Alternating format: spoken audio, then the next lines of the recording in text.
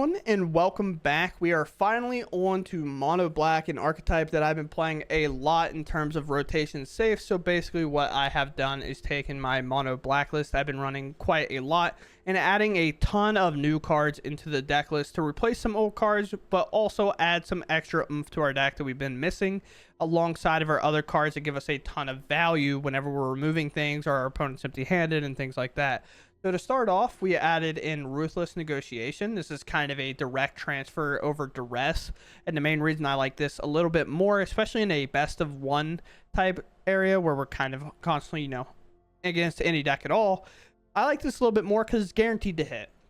With mice and rabbits and like all these other decks like the Rakdos Lizards deck, you're not always guaranteed to duress your opponent and have a card to take out of their hand. So having this to automatically make sure your opponent's discarding a card is super crucial, and I like it a lot, especially in best of one. But if you wanted to play duress, you could go 2-in-1 here. But new card, play 3, call it a day. Other than that, we have Tiny Bones to go alongside of it. Another card is not necessarily, it doesn't care as long as they discard a card. That's what we want. They get the option, of course, but 6 of these in our 1-mana slot, and then a Bandit's Talent in the 2-mana slot, a kind of cool card, but also has some payoff in the end when we're both empty-handed or something like that. But when it enters the battlefield, an opponent discards 2 cards unless they discard a non-land card. So this also saves us from our opponent just discarding lands instead of being like, well, I have 5 lands in hand, I'll just go ahead and discard one of those. Well, if they do that, they have to discard 2, and it's definitely not as good feeling. So we are almost guaranteed to always hit a good card, or like at least a card is not a land, or we get 2 cards out of their hand, and hopefully we've already ripped some out with our 1-mana drop. So that's looking at 3 cards, or minimum 2 cards that are at least a land probably, and a non-land. And then we have 1 Crew Claws Heist in here just to try it out. Basically, it's a exile effect, kind of like our Ruthless Negotiation, but we pick. But we can also gift our opponent that card, and if it's a card that we can cast, we exile and we put it under our control. Pretty good card to have when our opponent's empty-handed. We can kind of force them to draw a card, and if we hit a card from them, we basically get to steal that card so it doesn't lose that value like we've talked about other cards that do whenever they don't have any cards in hand.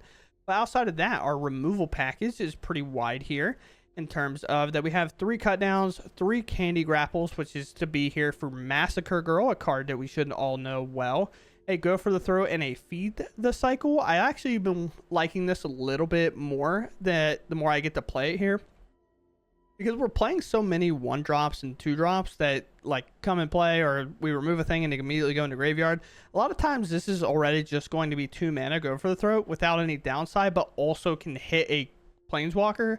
And if I have to pay 3 mana to remove a Planeswalker without taking any damage or discarding an extra card, and all I got to do is pay 3 for worst case, or exile some cards in my graveyard, I'll gladly do that. I'm not that opposed to that in this deck for sure. And that kind of wraps up all these smaller cards. The last little card you'll see down here that's not technically 1 mana. It is, but it's not at the same time. Is this card. I play 1 copy. I was playing 3, but I kind of wanted to add a lot more new cards. So this ends up going down to 1. Actually becomes very good for us today when we are making our opponent discard a lot. And we're using a lot of our cards to do so. And then we top it off by using a Liliana.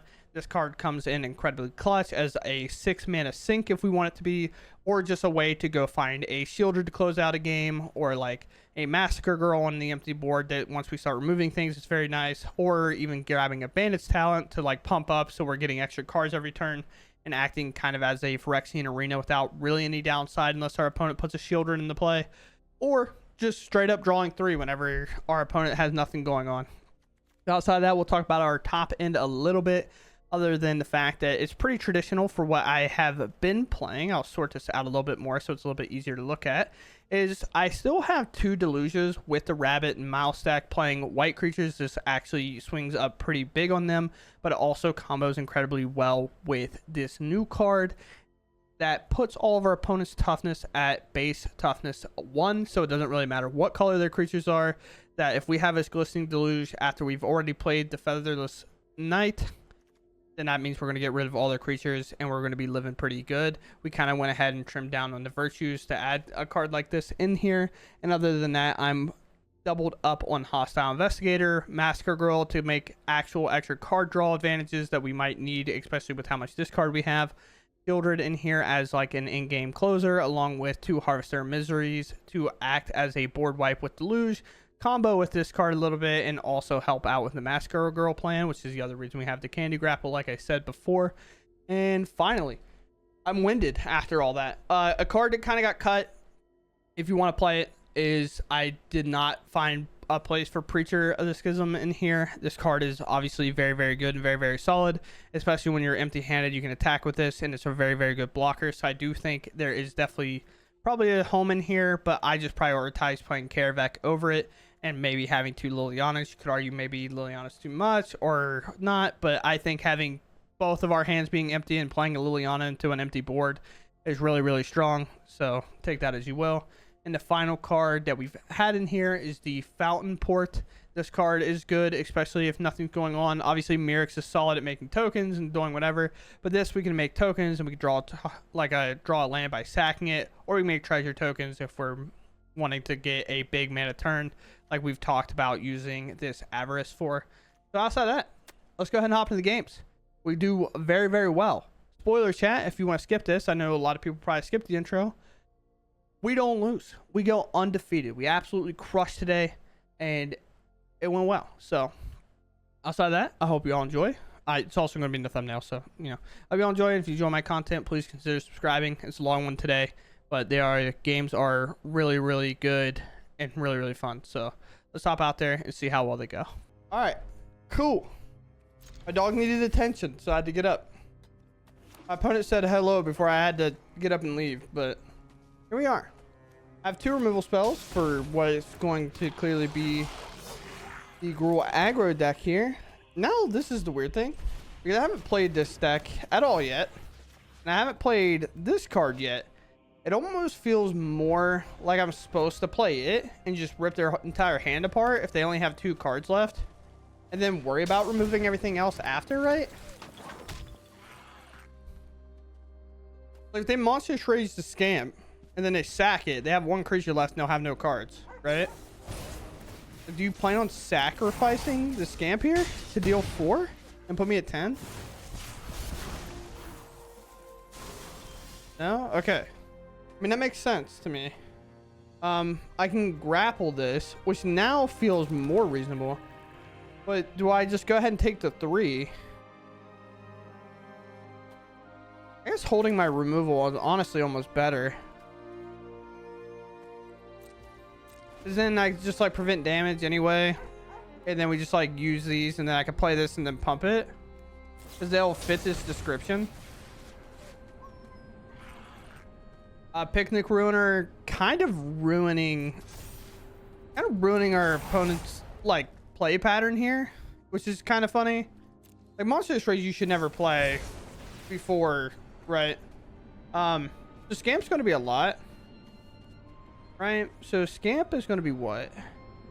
I mean, I want to grapple it if it's going to be too huge, but Scamp's going to be way smaller than this. So I'm just going to remove this. Because this isn't getting any big. It's getting like, yeah, it's going to be 4. Which is like, whatever, right? Would you like to shoot me for 4? No. That makes sense. And now it's like, do I not just wait? Which is the weird part. If I was on the play, obviously these cards would be a ton better, I think. But right now, I'm just forced to wait and just let them keep committing into the Scamp and then just grapple it whenever they cast a spell on it.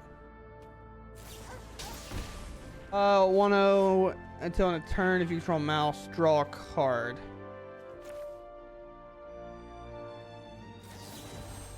And they left their red open. I guess I should cover this.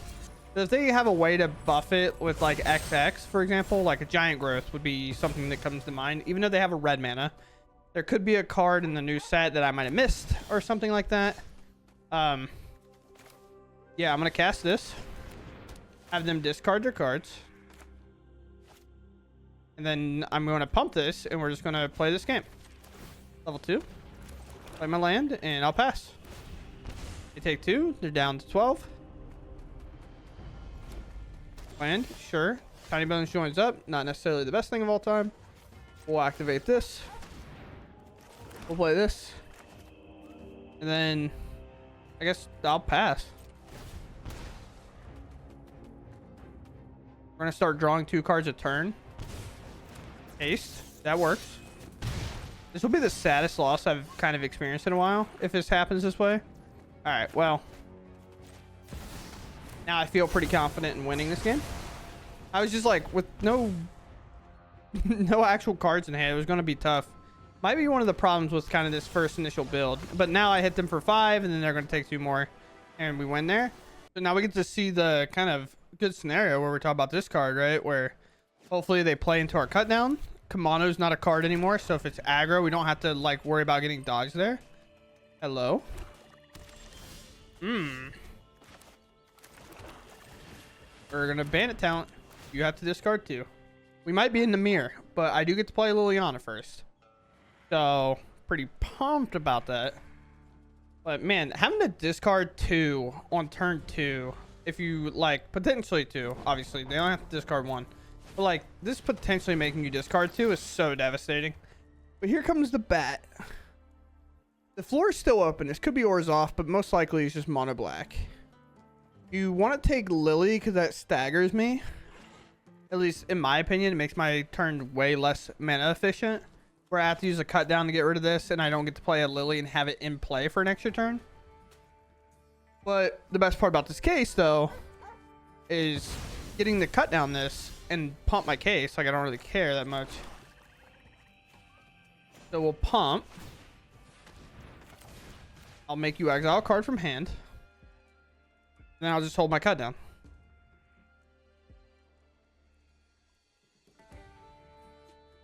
We're progressing the game. So instead of Liliana, I'm probably gonna like cut down this creature. Just kind of like as a distraction, and instead of Liliana, I'm just gonna play land and pump this, which is nice. Did they fix this fine? Oh, thank you, Wizards. Oh man, it was so annoying. But they get rid of a land. Please tell me you didn't discard your only land source. Honestly, it's probably better that I couldn't spam click these. It's like a viewing experience. Now that I think about it, 'cause I do click these a lot because it's just so easy on Arena. Like in paper, I never look at my opponent's stuff unless it matters. But here it's just so much easier to gather information.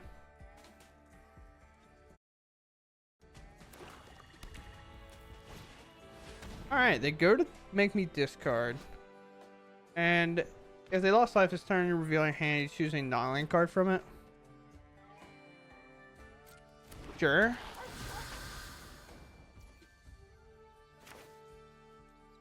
You're gonna get my...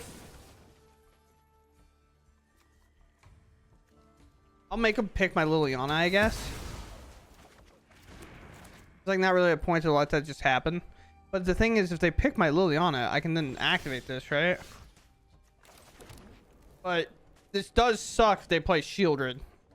But I do need to find a way out of the game, right? So it's like... It is what it is. But I don't get to draw a card because they won't have the cards, like less cards, right? At the beginning of your draw step, it just kind of has 1 or fewer cards in hand. Yeah, so like... It doesn't fit the bill right now, but... Attack me for 2, sure. Down to 17, I am. Land.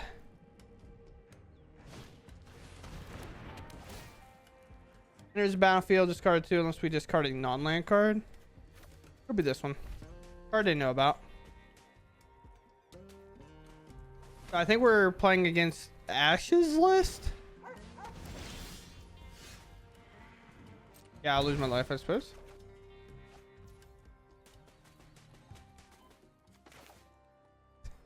What a stupid game we're in right now. You? It's an illusion of choice, but I just assume exiling the good card in your hand. Liliana. Nice. You'll take 2, and then I'll take 2, and then I'll draw 2, which is nice. Which I could hold the cards in hand so yours doesn't trigger, but mine will. But depending whether or not I find a Karavac or something, which will be very good and important. Are you reading mine instead of reading your own? They do the same thing. We have the same card in play. So I think they're looking to hold the card in hand, but we'll see. Sure. Yep. Yeah. Oh, yeah. Exactly what I want. We'll get this, and I guess I'll take my card back. Massacre Girl's good. And now I have 2 cards in hand, unless they draw a discard effect. This is the dumbest game I have played in a very long time. To be honest. This game is whack. I'm gonna play this last card. You know, I would say, you know I have the negotiation in hand. But here's the problem. Now my bandit is looking a lot better than theirs. I would love to play this Massacre Girl. Does it work? No. Yeah, no. No. Math. No. Because then I could play this, and then I can Harvester and pop most of their board. So I'm gonna play Massacre Girl. And my version's a little bit different. Hostile Investigator. Ooh. Thankfully that didn't happen. End turn. Because I also could, like, minus on this, right? And get rid of it as well. So it's not like... It also doesn't help if they attack me, because then they lose their stuff, right?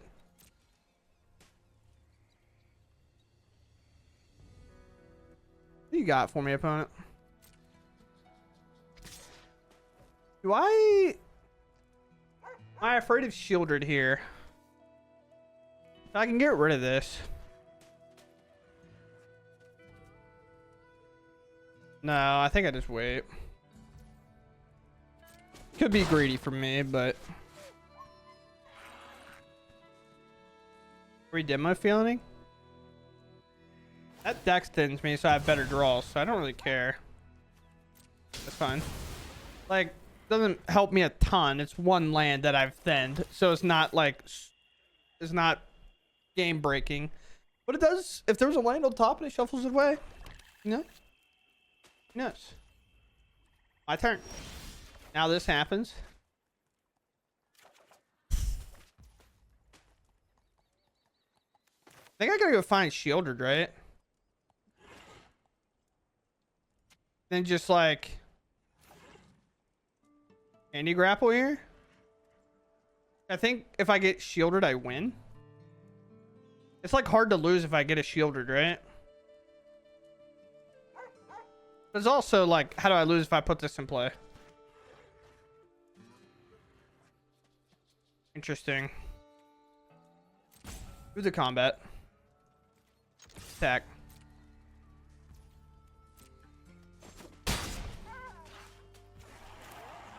Throw this one up.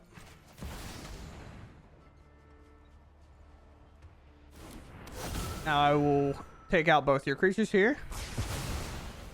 Now they could technically cut down my Massacre Girl, but I will draw my cards first if they have cut down.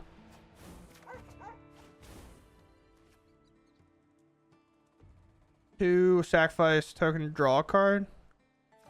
I think I'm just gonna play a Swamp for now and just hold up my grapple. And the other reason why is so I don't make a land vulnerable to Demolition Field, that I want to like put this on top.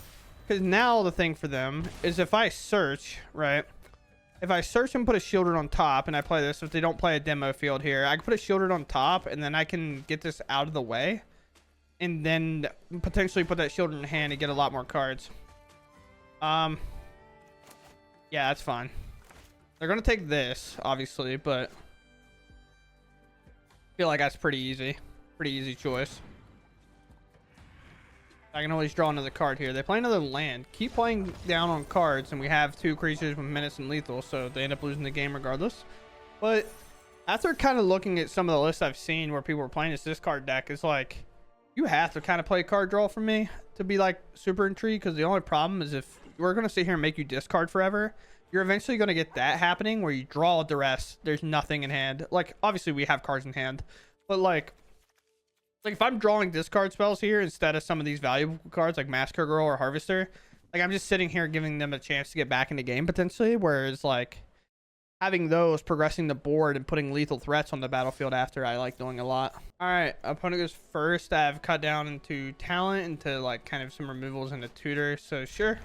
slash like a refill, potentially using Mirrors. If it gets to that point, sure. Land, pass. It should be good. But they also can counter, which then it like does the same thing, right? All right, well, you discard 2 or 1, depending what you discard. Which is what's nice about this card. It can't just be like, oh, I have too many lands. But to get rid of the Get Lost, sure. Could be like an idealistic matchup here. Let's play land. Let's cast this first. So no more lies or something. Like, it does the same thing. That's why playing against this card as a control deck is so hard. Because, like, when you're asked to discard a card, it feels so bad. Because you're like, if I counter it, they do the same thing. So I have to let the discard part resolve. Quick Study, good card. Replacement of 1. They're up to 6. We do have a lot of discard, and this card works pretty well. Fielder's pretty good. The only problem is our hand's kind of bad. But Mirrors is good. So I'm going to start using Mirrors to try to win this game. And just force them to remove my creatures, remove my creature, remove my creature, and things like that. The only thing I could think that they're going to have is like the bats and stuff. But then I have the removal, hopefully.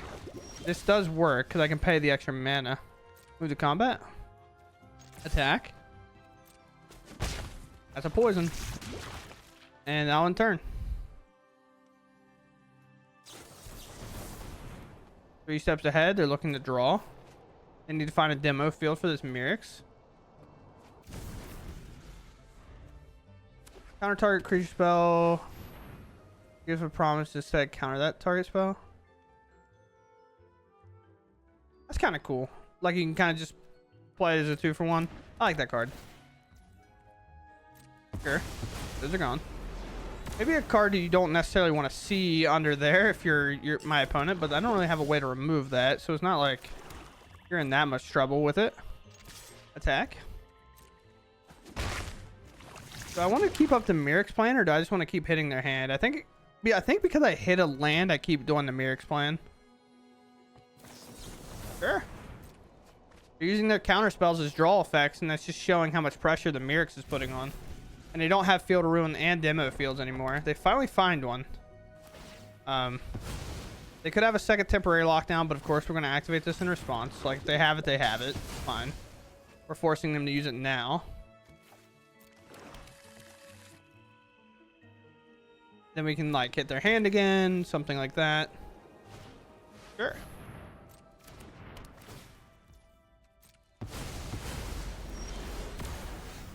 This is also a good card because it can then make tokens. It's not as effective as like Mirrors is, for example.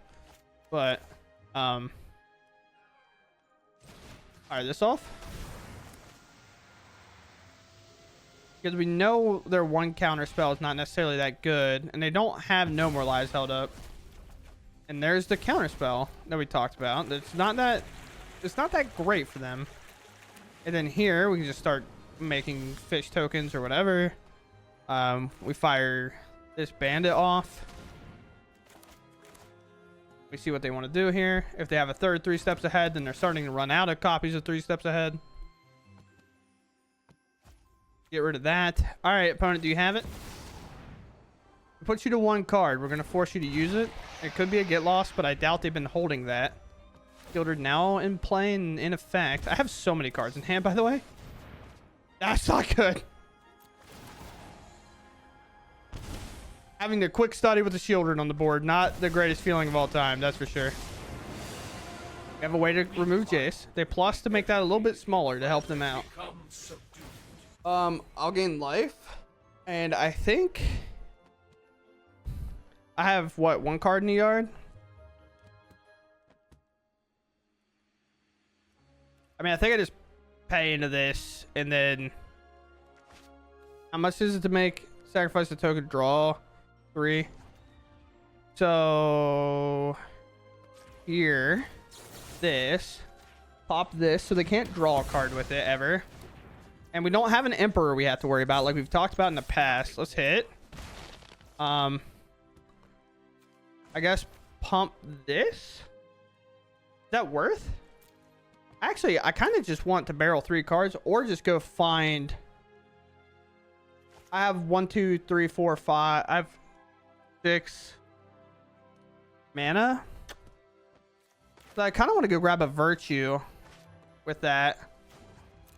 Yeah, let's do that, honestly. Go put the best card in. Actually, best card here, I think, is actually Liliana over virtue. Because they're not going to have cards in hand, right? They have to answer this Shieldred. It's going to start tearing them apart. I can play Liliana plus another 2 they have to do here. They get rid of a land. They now have to take additional damage here at 5. Sure. And like we said, with this Liliana, we'll just play it plus. And now we're tearing their hand apart. And it just doesn't feel that great. I have cut down held up, so I'm going to sacrifice this, see if I can't hit a land here. Caravac also good. And then we'll just do our last little pump here. They can obviously, if they'd like, they can get my Liliana off the board, but now another quick study. A lot of drawing from our opponent here, and we are in better terms, we are kind of bullying them to an extent. They're going to look to draw here, of course. Liliana can plus, which will put them under the classification of this if I can figure it out. They mill me, putting me at 17. They're going for their out. I can appreciate that. I think I have a win condition here, though. I think I can Caravac. I think, how can I do this? I don't have a creature to target. I can play this, and then that's not enough. Actually, I have a way to win this game. This is a super sick way to win this game. Watch this, chat. Yeah, you'll think it's sick, I promise. Watch. We're gonna minus here. Caravac's gonna trigger. And then we're gonna grab Tiny Bones back. Is it Tiny Bones? Or do we want to grab this?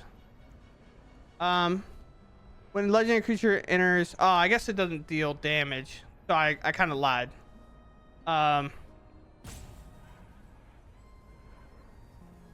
Yeah, I messed that up a little. Do this instead. Cast here. I thought I was gonna get to do something a little bit different, but I don't. Do this, and then I'll cast, and then I will forage. Auto pay here. Exile 1, 2, and 3. Actually, I probably could have just played Shieldred, right? But it's okay. Tiny Bones. I thought Tiny Bones did one on ETB. I think it does every time. It does not. Submit 0 here. Either way, this is super sick. But I thought Tiny Bones was going to give me 1 extra damage there. It does not. But we get Jace off the board, and now they have to discard their last card. So, like, Jace top deck doesn't necessarily get them there. They take 2. They're at 1, and they have to answer everything. But either way, I'm pretty pumped about that. I think that's sick. Get rid of that, sure. And I have this as my legendary. So they're like, I cut that off, so we're fine. But either way, chat, we kind of crushed control there. Oh, we go first here. We have a lot of removal. We can make them discard. This is a little tough, but I think I go ahead and start off with the negotiation. So we don't know what they are, so holding up cut down may be useless, depending. We just force them to discard Agatha's Soul Cauldron. Are you cookies or something?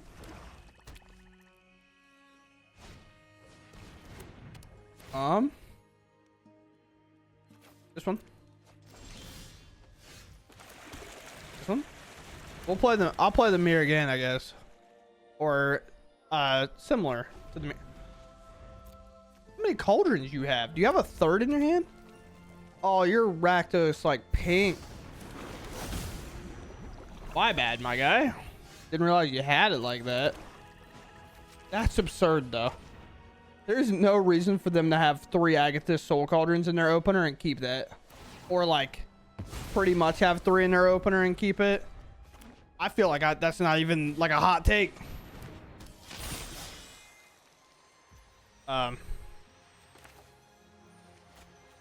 Nothing. Get value here. Just don't let them, I don't know, have a big creature. I'll just remove it now.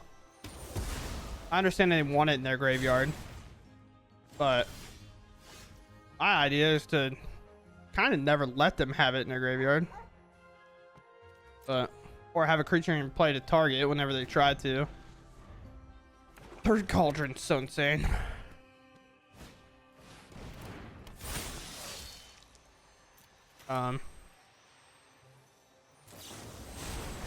One. You can give it the ability again. I mean, they could technically Cauldron, exile one, put a counter on this, and then shoot me for 2 if they really wanted to. But at least we're not in a mirror. We are playing something different. Okay, they opt to do that. A little less damage, but I get having a second copy in the yard so you can target other creatures. Okay, Arena, come on now. I played 2 of these.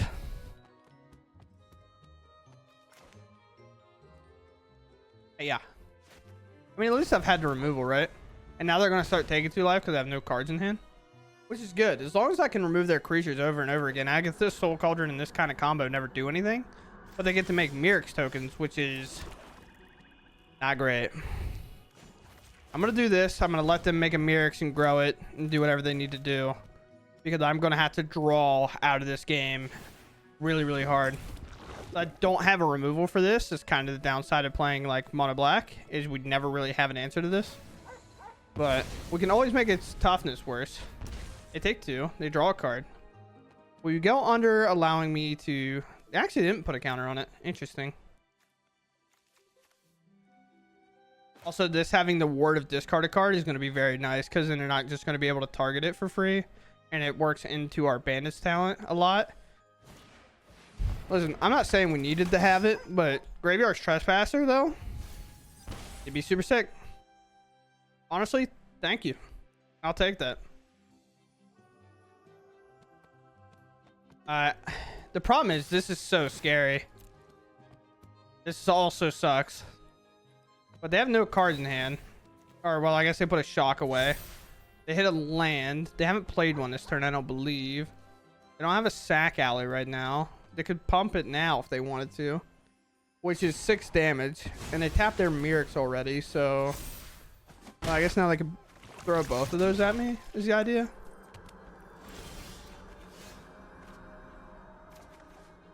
All right, now we're finding the lands, which is nice. It was power. Do I think here I have to play this.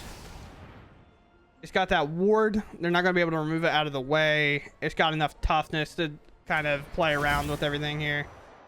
The only problem is they're really close to winning. With Mirrex, another activation, another put on. That's 2, 4, whatever. And these counters help grow these out of like the toughness range.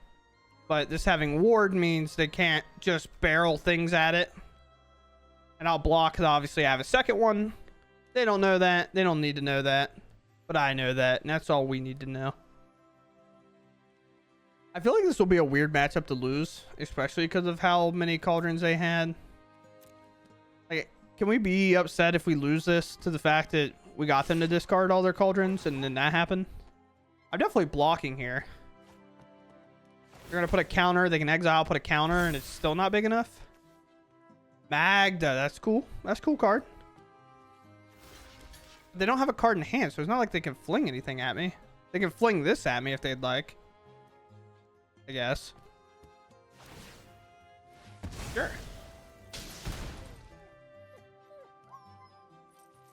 Are you playing Magda?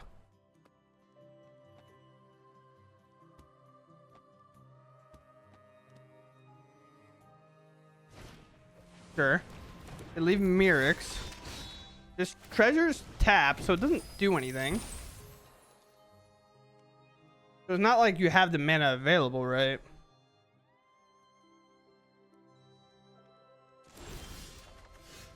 Uh-huh.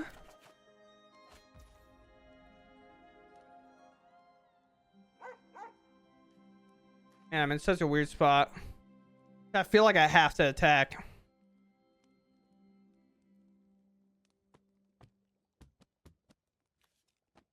They can't make a Mirror's token here.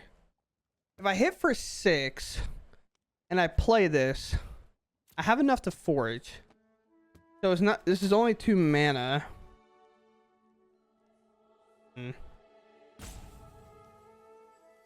Let's play here. So, yeah, but I'm just short.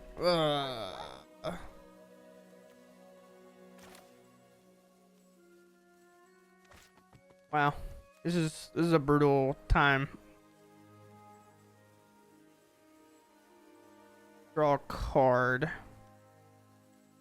Okay. I think I lose if I don't attack. Like I don't think it's reasonable for me not to attack here. I'm putting them on a 2-turn clock because this will hit for 6, this will drain for 2. It's setting them to 6, so this will be lethal. I like want to do this, but I think holding this up makes more sense.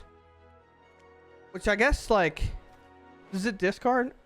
You may choose a land, exile that card. Okay, so it's not discard. So I might as well do this.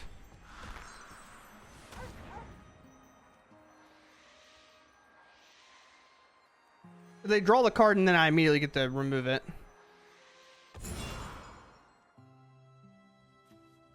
Okay. That actually helps us here. Because now we can like play this and have a blocker. I hope they like tap out or try to do something that gives me like a little bit more value here.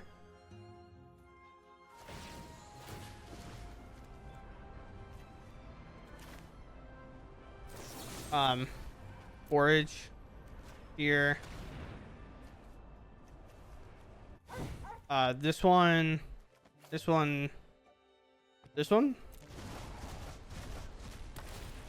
I'll commit a crime myself. And now they have to kill me. And they won't be able to just be able to splash a counter onto NT. They go face, so this is 3.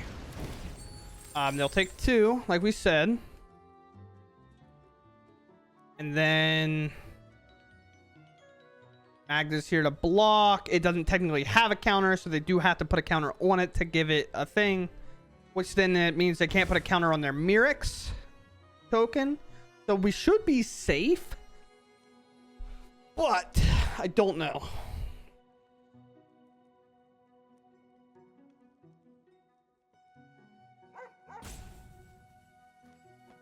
We got, opponent. The best part is, just like Graveyard Trespasser used to have, the discard effect on this is going to be so annoying to have to try to deal with. But don't worry, this Magda and your Magda are our Magdas if you think about it. Because I'm not going to lie, I saw it as a 2-1. I said, why is that a 2-1? And I realized, oh yeah, my bird. But it wasn't recognizable at first because all their other creatures' toughness were higher because they had counters on them. But we'll wait until they come back or they concede. Okay, never mind. Cool. Yeah, we win that game somehow. Not entirely sure how. Because I felt like anytime I see like the cauldron, because I've missed the math a ton in myself. Anytime I see cauldron in this underneath, like the cauldron is able to put counters on stuff for free, I always think I'm safe, and then my opponent pulls off like this crazy play that they've had cooking for a while and I just lose. But I guess constant hand disruption kind of helps make that not happen. But on to the next one. Opponent goes first. We have removal or discard depending kind of what the matchup is, and then we have Karavek, which is kind of very cool here. They maul. Anytime. Oh, twice, chat. Honestly, if we lose, we retire. We might lose.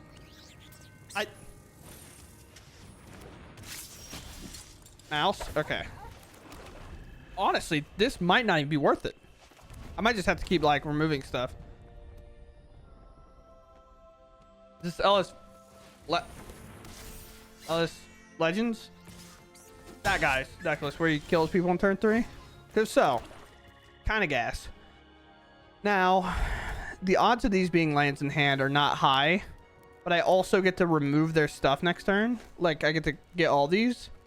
But in the fear of just my life total and not having to worry about it, I think they're only going to be able to play one spell a turn anyway. So if their hand is clunky and I can remove this guy whenever one of them are rabbits, this one, if they have a Dawn's Truce or something, they can kind of figure it out then. But we were at beginning of combat, so I do it there. I only take one. I think they just have spells in hand. That's kind of why I didn't go for this. I was a little scared to go for it. Now that's kind of scary because it doesn't quite get removed the way we'd like. So I think the idea can be to hinder my opponent, but I also kind of like playing Candy Grapple. The only fear I do have from here on out is the fact that I might miss land drops, which is quite annoying because this is the Boros one, which is kind of why I didn't want to remove this. I thought about just taking 4 and then just like we would have been able to remove this. So let's pass. We need the creatures to be white for this to be effective. There's another land. They drew that though. At least we think they drew that. Monstrous Rage and stuff like that's possible. So to go to combat for 3, I think I allow it this time. Sure. Well,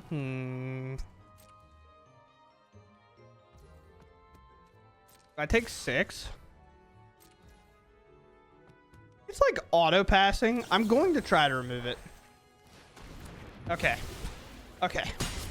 And then I'll just Liliana get this off the board if they have nothing. Please have nothing. Stop having stuff. And it made a token. Because they offspring it.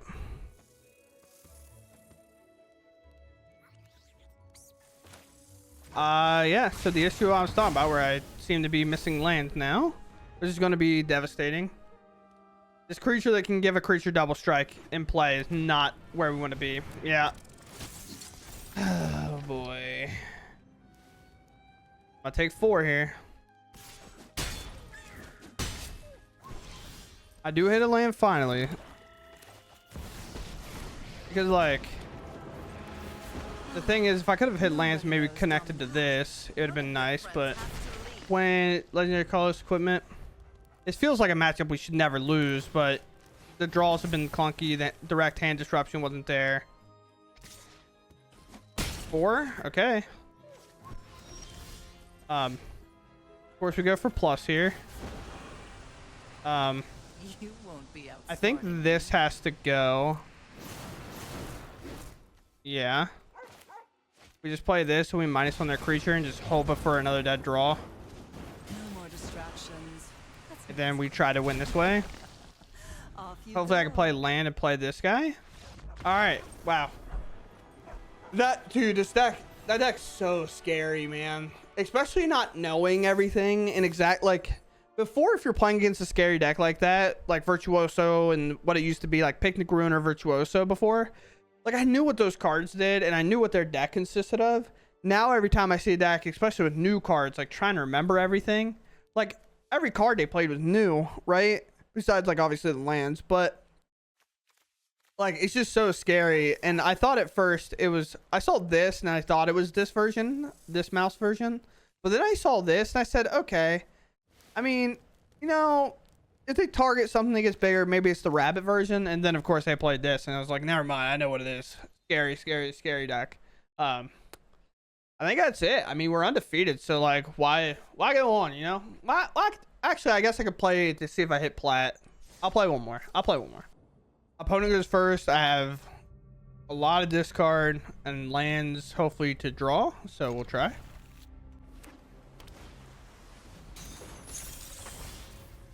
Okay. Tiny Bones shows up. They like just won't have a hand next turn. Because they most likely will play land, probably play like another fairy. Ooh.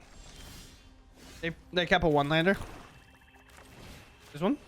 We did find a land though. That's very important. They might as well let this resolve. There's not really a reason to defend against it. Having a 1-land and then also getting your hand ripped apart is probably not ideal. That's for sure. This card's sick. I love this card. I think that card's really good. Um, Spell Pierce is no longer a thing, right? Yeah, I think I just go for a draw through here. Me, not you. I says me. All right. Well, thankfully we did, so I don't have to draw all these lands now. Wow. Okay. My bad, opponent. This is definitely a tough one. Karavak, of course, like, I'm at a little bit less life, but I'm going to play a Shieldred next turn.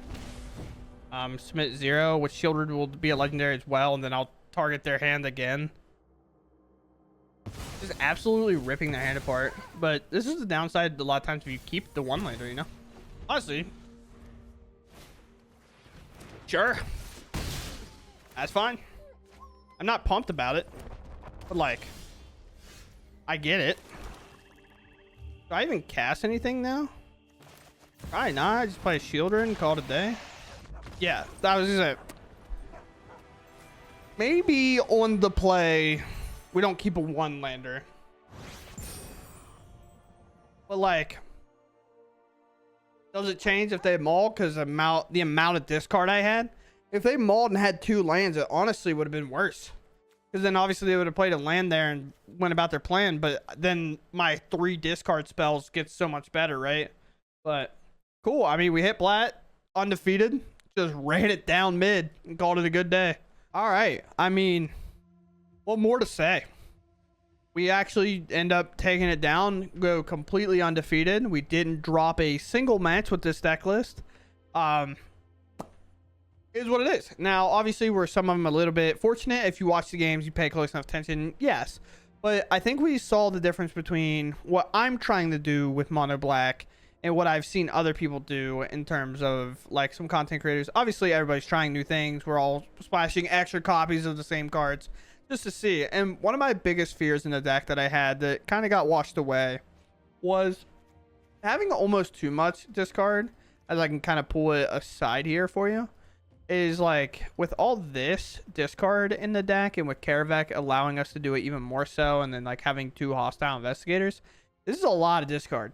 However, this makes it kind of worth it because it's not just a discard spell, right? So at the beginning of each opponent's upkeep, they start losing life with all the discards, so we want to make sure their hand's empty. And then on level 3, like if they are low on cards, we can just pump this up, not waste the discard spells in our hand.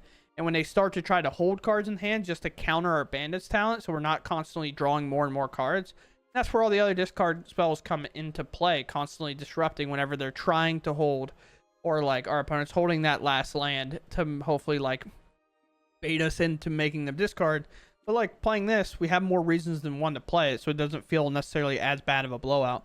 But other than that, I mean, we also opted to play, by we I mean me, we also opted to play a lot more things that help us whenever our opponent is discarded. Like, I understand Harvester might not be the best creature of all time in this deck, but I really wanted to combo it with this, you know, make their toughness 1, just guaranteed to sweep the board. Same with like Listening Deluge, so we got that like board wipe kind of synergy with this card in particular, but also we have the synergy of playing the Massacre Girl alongside of all this effect as card draw. A lot of times our opponent's going to be limited to 1 card, and with that, can they beat us drawing 2 cards off a Bandit? Can they beat us drawing additional cards off Massacre Girl? Can they stop us when we have a Karavak in play constantly disrupting, or there's a Liliana on the board they have to answer before it ults?